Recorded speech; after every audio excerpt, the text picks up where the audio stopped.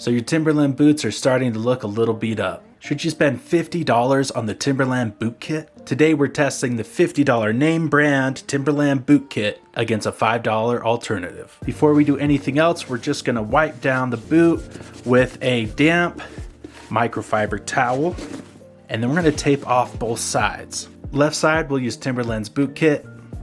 Right side, we'll use the cheap alternative. Let's see what's actually inside the Timberland boot kit. We have a Timberland branded microfiber towel, that's worth at least $20. A brush, not branded Timberland, I feel like I got gypped. Boot cleaner, boot conditioner, and a balm proofer spray. And a little handy dandy instruction manual. Should we follow it? I'm gonna follow the Timberland boot kit instructions to a T for the best comparison. Starting with the boot cleaner. You'll notice there's no ingredients listed on the back, but I was able to find an ingredient list on the Timberland website. The main ingredients are water and glycol, so this is essentially diluted alcohol water. The instructions say to apply the cleaner to a cloth or brush, and then rub in a circular motion, cleaning the entire area. I sometimes don't love a microfiber towel as an applicator because it soaks up a lot of the product that you are trying to apply to the leather. I generally like applicator sponges that are less absorbent for applying cleaner and conditioner to the leather.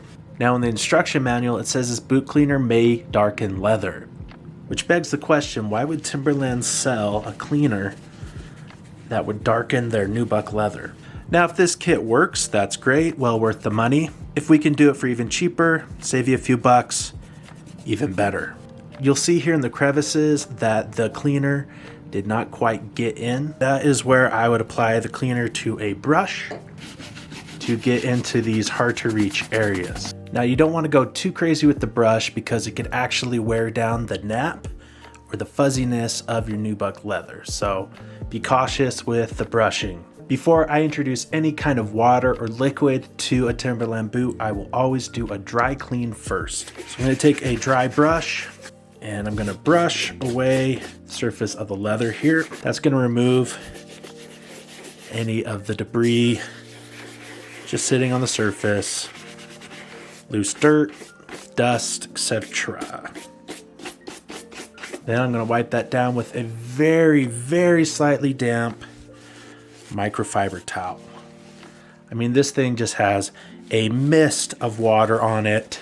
A dry brush and a damp towel is really all you need to upkeep your boots with light wear.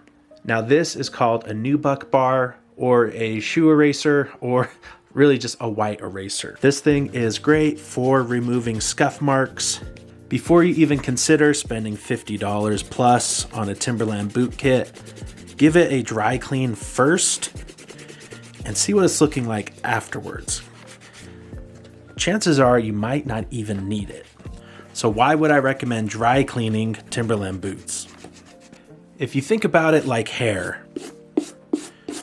you've got the greased up, slick back look, and that is your top or full grain leather. It has a protective coating, and it's meant to be sealed and waterproofed. Nubuck leather is top grain leather that's been sanded down and buffed, so it's more of a dry style. I personally see Timberland boots not as good work or construction boots. They're kind of like a dress boot. You wouldn't want to go to the job site in a tuxedo, right? So don't wear your Timberlands to the job site unless you're okay with them always being covered in mud and dirt. Okay, after the dry clean, we're looking pretty decent. But for full comparison, we're gonna do a liquid clean on this side as well. All you need for an affordable wet clean is a mild dish soap and deionized water, meaning not tap, not spring water. It needs to have gone through a process to purify it so we're not leaving water spots behind when it dries.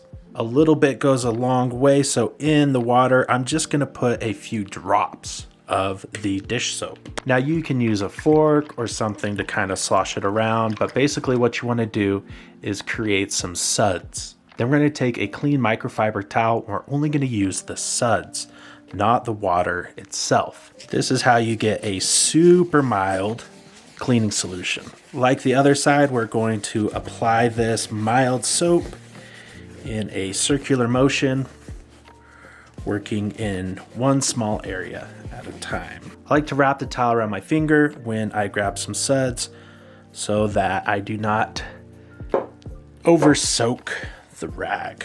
So what's the problem with using too much soap? Well, it can dry and crack the leather. By pulling just the suds, we've effectively diluted the soap to maybe at 5 or 10%. You can also grab some suds with a brush to get into those hard to reach areas.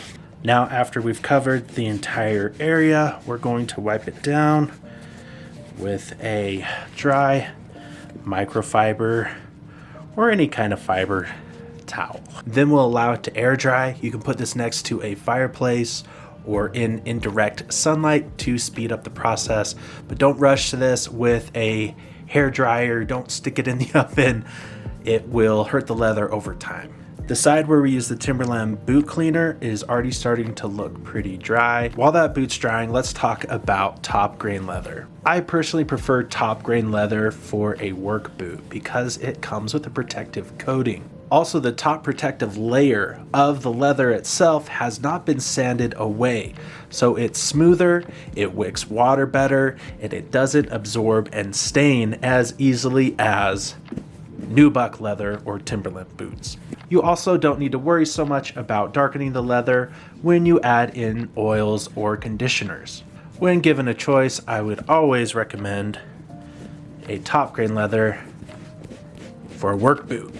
Alright, it's been 24 hours. Whenever I get leather wet, I like to insert a shoe tree inside that keeps the form of the boot from sinking in when it is wet. I don't stuff boots with microfiber towels or tissue paper. It's gonna make the inside of your boot stinky.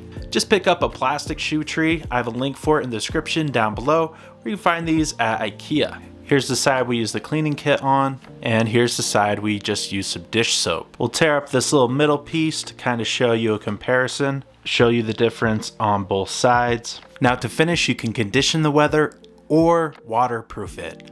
One or the other, not both. We'll apply the Timberland balm proofer to one side.